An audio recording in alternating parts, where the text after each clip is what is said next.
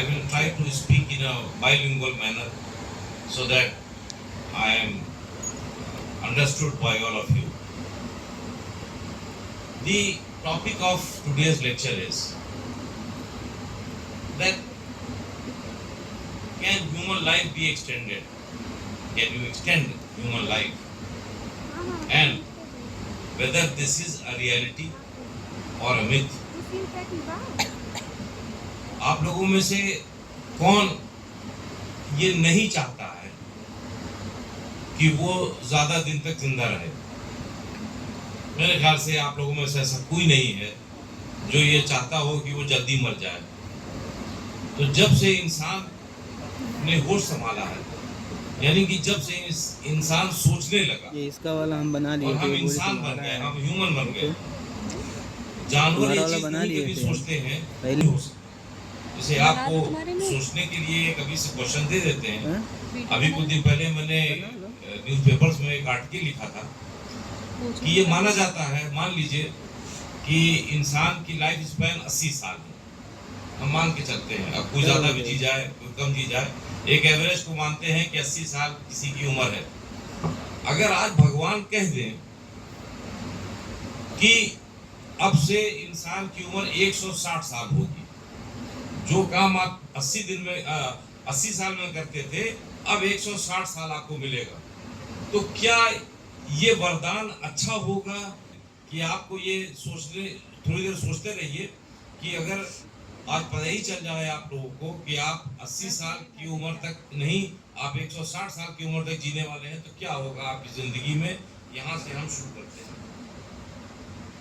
तो इंसान का जो हम लोग बायोलॉजिकली हम लोग कहलाते हैं होमो सेपियंस। तो होमो सेपियंस का जो इतिहास है इस धरती पे वो 2 लाख साल का, यानी कि 2 लाख साल पहले ये प्रजाति हुई जिसको आज हम होमो सेपियंस कहते हैं। 2 लाख साल से पहले दूसरे और भी होमो जीनस के लोग थे जो इससे पहले के थे, और उसी से पीछे अगर चलते चले जाएं तो हमें कहीं ना कहीं मिलेगा गोरिल्ला, और कहीं ना कहीं मिलेगा चिंपैंजी, और फिर बंदर। तो ये एक सिलसिला पीछे का चलता रहता है। और वहां से तो 2 लाख साल, मगर बात आपको ये बतानी थी कि 2 लाख साल जब हम कहते हैं तो आपको लगता है कि बहुत बड़ा ये समय होगा, मगर दुनिया के इतिहास में जब से लाइफ बनी और जब से ये दुनिया बनी, उसके अगर परिप्रेक्ष्य में इसको देखा जाए 2 लाख साल, तो एक ये बिंदु भी नहीं है। अगर यहाँ से वहां तक की लाइन खींच दी जाए तो 1 इंच भी ये नहीं है। इसलिए इतना छोटा अंतराल, छोटा समय है जब से कि मनुष्य in the form of homo sapiens are living on this earth. जब सबसे बड़ी चीज क्या हुई, ये कहा जाता है कि हम गोरिल्ला और चिंपैंजी से बने हैं और 2 लाख साल से हम यहाँ जी रहे हैं। तो सबसे बड़ा चेंज हमारे में क्या आया? सबसे बड़ा चेंज हमारे में आया बंदरों से और गोरिल्ला से और चिंपैंजी से, कि हमारा सर बड़ा हो गया। तो किसी भी जानवर में इतनी बड़ी क्रेनियल कैपेसिटी नहीं है जितना होमो सेपियंस में। तो इसमें आप देखेंगे होमो सेपियंस का सर जो है बहुत बड़ा हो गया, जिसकी वजह से कि हमारा ब्रेन बड़ा हो। और जब ब्रेन हमारा बड़ा हुआ तो हमारे पास नंबर ऑफ न्यूरॉन्स बढ़ गए, और आज की डेट में हमारे पास 86 बिलियन न्यूरॉन्स है। और ये 86 बिलियन न्यूरॉन्स एक दूसरे से जुड़े रहते हैं, और यही हमें इस लायक बनाते हैं कि हम उसी चीज को सोच सकते हैं, पढ़ सकते हैं, उसको याद कर सकते हैं, उसको बोल सकते हैं।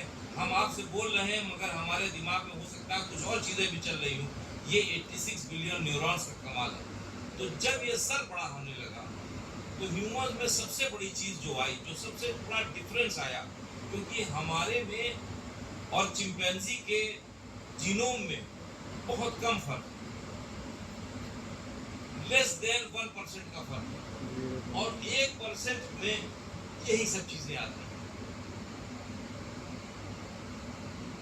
हम एक पहले इंसान, एक पहला जानवर था, प्रॉपर्टी आ गई कि वो पास्ट, प्रेजेंट और फ्यूचर को सोच सकता था। कोई जानवर ना अपने पास्ट को याद रखता है, ना अपने प्रेजेंट में जीता है, ना अपने फ्यूचर में जीता है, वो इंस्टिंक्टिव जीता है। और हम लोग जो है वो पास्ट, प्रेजेंट और फ्यूचर में रहने लगे। और इंसान ही एक ऐसे प्रजाति है जो कि फिक्शनल थॉट, हम इंसान बनने में कहानी का जिक्र कर रहे हैं। ये आसान चीज नहीं है। जब हम एक दूसरे से कहानी कहने लगे तो हमने अपने बच्चे से कहानी को कहा जो हमारे एक्सपीरियंसेस थे। तो क्या हुआ कि हमने आज टीवी में कोई ऐड आ जाए कि आप विटामिन ई खाइए, पीजिए और आपकी लाइफ स्पैन बढ़ जाएगी, वो दवा, वो चीज मार्केट से ऐसे उठती है जैसे कि ऐसा लगता है कि सोना चांदी। तो ये हमारा डिजायर है, इसको हम साइंस से अचीव कर सकते हैं। हमने आर्टिफिशियल इंटेलिजेंस अचीव कर लिया क्या? और नहीं तो हम इसको नहीं कर सकते। ये नेचर ने हमें दे दिया है। जिस चीज को हम लोग समझ नहीं पाते, जिस चीज की साइंटिफिक वजह आज हमारे पास नहीं है, तो इसका दूसरा एक कहने का मतलब ये होता है कि मगर इनकी हालत देखिए।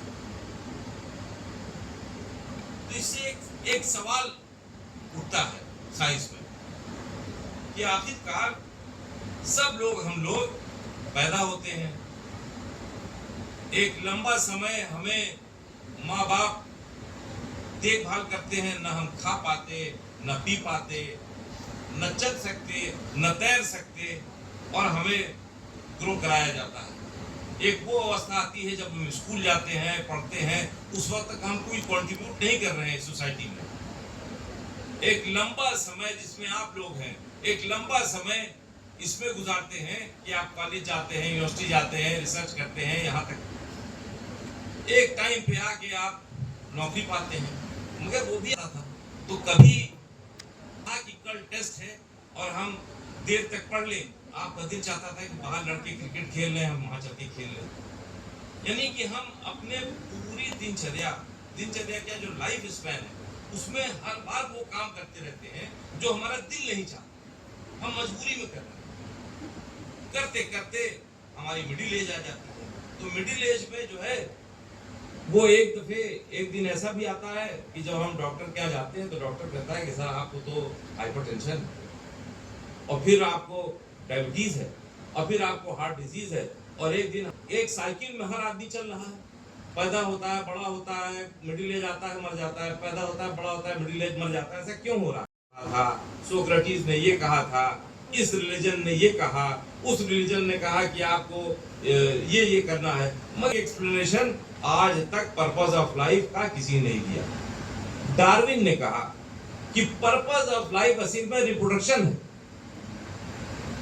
जितने जानवर हैं, जितने जीवित चीजें हैं, वो इसलिए जन्म लेती हैं कि वो दुनिया का मतलब ये है कि हमारी लाइफ चलती रहे, हमारी स्पीशीज चलती रहे, और इसलिए जितनी भी चीजें हैं वो रिप्रोड्यूस करती हैं। और जब तक आप रिप्रोड्यूस नहीं कर लेते, यानी कि आपकी वो उम्र नहीं आती जिसपे कि आपको रिप्रोडक्शन करना है, तब तक नेचर की जिम्मेदारी होती है आपको जिलाना। इसीलिए आप ये जो हमारे पीछे ये सामने जो बच्चे बैठे हैं, चाहे आपको जुकाम हो जाए, आपको बुखार आ जाए, आपका पेट खराब हो जाए, आपको कुछ हो जाए, आप चाहे डॉक्टर के यहाँ जाएं चाहे ना जाएं, आपकी तबीयत ठीक हो जाएगी। मगर ये रूल हमारे पे लागू नहीं होता है, क्योंकि डार्विन ने कहा कि there is a Darwinian purpose of life, the nature gives you a warranty period। जैसे कि हम फ्रिज और टीवी खरीदने जाते हैं तो वो कहता है कि इसकी 2 साल की वारंटी है, इसकी 4 साल की वारंटी है। वारंटी के मतलब कि कंपनी को मालूम है कि कब तक ये टीवी चलेगा, जब तक मतलब कब तक इसमें कोई पुर्जे को डालने की जरूरत नहीं है। वो कहते हैं कि 2 साल तो चलना ही चलना है, 2 साल तक तुम्हें वारंटी दे देते हैं। नेचर ने भी आप लोग को वारंटी दिया है। कब तक की वारंटी है नेचर की? जब तक कि आपकी वो उम्र ना आ जाए, जब तक कि आप रिप्रोड्यूस करें। अब कोई कहे कि साहब हम तो ज्यादा जीना, हम शादी नहीं करेंगे, नेचर हमें जिलाता रहे।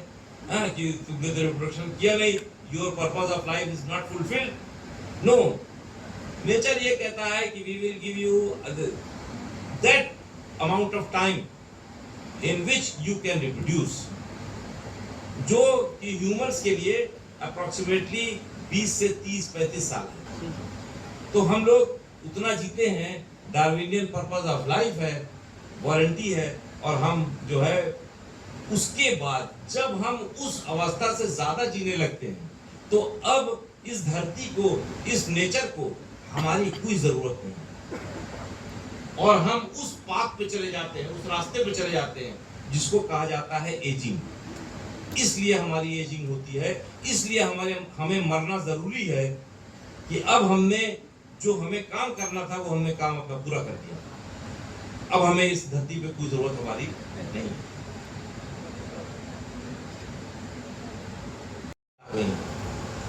एडवर्ड फ्लेमिंग ने पेनिसिलिन ढूंढ निकाला, कहीं और एंटीबायोटिक्स आ गई, और एकदम से इंसान की उम्र बढ़ने लगी, और मेडिसिन और ये सब होने की वजह से आज हमारी लाइफ एक्सपेक्टेंसी जो है पूरे दुनिया में अगर देखा जाए तो 60 से 70 साल है हमारी लाइफ एक्सपेक्टेंसी, और अभी 150 साल पहले हम 30 से 40 साल जी रहे थे। मगर इसका साइड इफेक्ट क्या हुआ? ये अच्छा हुआ कि बुरा हुआ? इसका साइड इफेक्ट क्या हुआ कि पहले ना तो इंसानों को डायबिटीज होती थी, ना हार्ट डिजीज होती थी, ना कैंसर होता था, ना अल्जाइमर होता था, ना डिमेंशिया होता था। जैसे ही हमारी उम्र 30-40 साल से 60-70-80 साल पहुंची, एकदम से हमें ये सब बीमारी होने लगी। तो अगर एंटी एजिंग मेडिसिन आज अगर हम बता के यहाँ चले ही जाएं यहाँ से कि ये खाओ तो उम्र बढ़ जाएगी, तो उम्र बढ़ने का क्या मतलब है? अब देखिए, आज अगर हम सबसे पूछें कि उम्र तो तुम्हारी बढ़ा देंगे हम, मगर तुम किस उम्र में रहना चाहोगे? हमने बच्चा पैदा हुआ और हमने उसको वो दवा देनी शुरू कर दी कि उसकी एजिंग ना हो, तो वो बच्चे ही रह जाए जिंदगी भर। तो आप किस उम्र में अपने को, अपनी उम्र बढ़ाना चाहते हैं? क्या अपने यूथ में, आप जिस वक्त आप जवान हैं, यूथ है, उस टाइम आप अपने को उस हिसाब से मेंटेन करना चाहते हैं, या आपकी उम्र लंबी हो, यानी कि हम बूढ़े हो गए, खाट पर पड़े हैं, मर नहीं रहे हैं क्योंकि उम्र हमारी लंबी है, आप ये होके जीना चाहते हैं? ये वाली अवस्था हमारी मेंटेन है। तो एंटी एजिंग मेडिसिन इतनी आसान नहीं है। आज अगर मान लेते हैं हम एक कैप्सूल बना ही देते हैं और हम बेचने लगे उस कैप्सूल को, तो आप किस उम्र में उसको खाना पसंद करेंगे? और हम कहें कि जहां पे खा लोगे वही मेंटेन हो जाओगे। आप लोग फिर सोचिएगा, एक और क्वेश्चन है कि कौन आदमी किस उम्र में उसको खाना चाहेगा? मगर इसमें एक बड़ी मजेदार चीज है कि दुनिया की कुछ खास ऐसी जगहें हैं जहां पे लोग ज्यादा जीते हैं। अब अगर कोई ज्योग्राफिकल रीजन्स हैं और लोग ज्यादा जीते हैं तो उसका में कोई ना कोई कारण होगा। जैसे कि इटली में एक जगह है सर्डिनिया, स्पेन में एक जगह है ओकिनावा। अब स्टूडेंट से मेरा रिक्वेस्ट ये है कि आप ये सब चीज नोट कर लीजिए, सर्डिनिया, ओकिनावा, इसको जाके गूगल पे, इसके पीछे हर स्लाइड के पीछे पूरी स्टोरीज है, इसको जाके पढ़िएगा कि सब ने ये दो नाम क्यों लिए। ये पाया गया कि फ्रांस में, जो साउथ ऑफ फ्रांस है, आप लोगों ने नाम सुना होगा कांस फिल्म फेस्टिवल जहां होता है, साउथ ऑफ फ्रांस में जो है वो बहुत ही अनहेल्दी डाइट वो लोग खाते हैं। उनका बर्गर इतना बड़ा होता है, उसमें ऐसी भरमार चीजें होती हैं जो हम लोग सब, आप लोग को मना करते हैं कि ये चीज ना खाओ, मगर तब भी उनकी उम्र ज्यादा होती है। पता ये चला कि वो रेड वाइन बहुत पीते हैं, और रेड वाइन में एक कंपाउंड होता है जिसको कहते हैं रेस्वेराट्रॉल। रेस्वेराट्रॉल वही कंपाउंड होता है जो अंगूर में पाया जाता है। तो इसकी वजह से लोग कहते हैं कि फ्रांस में लोगों की उम्र ज्यादा है। इसको टर्म दिया गया है द फ्रेंच पैराडॉक्स। आजकल इस पे बहुत ज़्यादा। तो देखिए 10 तरह के आप अगर पॉलीफेनॉल एंटीऑक्सीडेंट्स गूगल पर डाल के देख लीजिए तो बहुत सी दवाएं आपको मिल जाएंगी कि पॉलीफेनॉल्स, क्योंकि वो एंटीऑक्सीडेंट है। हमारे डाइट में भी बहुत से पॉलीफेनॉल्स आता है। कोई ऐसी स्टडी नहीं है जिसने एक्चुअली प्रूव किया हो, मगर कहा जाता है कि ये पॉलीफेनॉल्स हमारे लिए बेहतर है। जैसे कि अनियंस, उसमें एक कंपाउंड होता है क्वेरसेटिन। जैसे कि ग्रीन टी, जिसमें क्लास ऑफ कंपाउंड होते हैं कैटेचिन्स, जो है कर्क्यूमा लॉन्गा, कर्क्यूमिन, और apple, an apple a day keeps doctor at bay. तो ये सब चीजें, ये हम वो चीजें बता रहे हैं कि क्या चीज कही जाती है। प्रॉब्लम ये है एजिंग रिसर्च में कि हम किसी पर रिसर्च नहीं कर सकते। अगर किसी आदमी को हमने जिंदगी भर 20 साल तक फ्री में एपिल खिलाया मान लो, और वो 75 साल की उम्र में जाके मरा, तो हम क्या कहेंगे कि उसकी नॉर्मल जिंदगी 70 साल थी और एपिल खाने की वजह से वो 75 साल जिया। और दूसरा आदमी ये भी तो कह सकता है कि इसकी नॉर्मल जिंदगी 80 साल थी और ये एपिल खाने की वजह से 75 साल में मरा। तो इंसान पे एजिंग का क्योंकि कोई कंट्रोल नहीं है, हम किसी को कंट्रोल नहीं मान सकते एक दूसरे से, ये बड़ा मुश्किल है। इसलिए इस पे कोई कंक्लूसिव प्रूफ नहीं है। पाथवे के इनहिबिटर्स होते हैं वो भी इसमें आते हैं, मगर एक बहुत मजेदार इसमें नाम है, वो है मेटफॉर्मिन। किसी को अगर डायबिटीज होगी, या आप लोग अपने घर में देखिएगा जिसको डायबिटीज होगी तो उसमें जो पहली दवा मिलती है वो होती है मेटफॉर्मिन। मेटफॉर्मिन क्या करती है कि आपके लिवर में जब लिवर के पास कम ग्लूकोज पहुंचता है तो वो एक अपना ग्लूकोज बनाता है, जिसको कहते हैं ग्लूकोनियोजेनेसिस। तो ग्लूकोनियोजेनेसिस से जब वो ग्लूकोज बनाता है और उसको ब्लड में डाल देता है तो फास्टिंग ग्लूकोज हमारी बढ़ जाती है। मेटफॉर्मिन क्या करता है कि उस ग्लूकोनियोजेनेसिस को हल्का, डायबिटिक्स है वो भी थोड़ा अमाउंट मेटफॉर्मिन खाने लगे। ये एज एंटी एजिंग ये काम हो रहा है। हमारा भी काफी काम है मेटफॉर्मिन पे, अगर आप लोग गूगल करेंगे तो आपको मिल जाएगी हमारे रिसर्च पेपर। बायोलॉजी के स्टूडेंट्स को आपको मालूम होगा कि ज्यादातर एनिमल्स, कुत्ता, बिल्ली, भेड़, बकरी, जितने एनिमल्स हैं वो विटामिन सी बनाते हैं।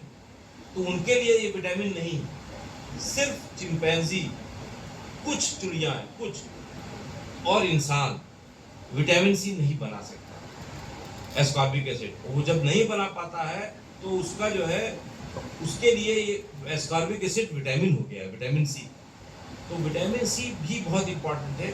अगर आपको ये सोचना है कि हमें कैसे ज़्यादा जीना है तो विटामिन सी, क्योंकि एक वाटर सॉल्युबल विटामिन है, हमारे बॉडी में स्टोर नहीं होता, तो आप उसको जो है उसका सेवन अगर हम लोग बढ़ा दें तो हो सकता है कि कुछ एंटी एजिंग हो जाए।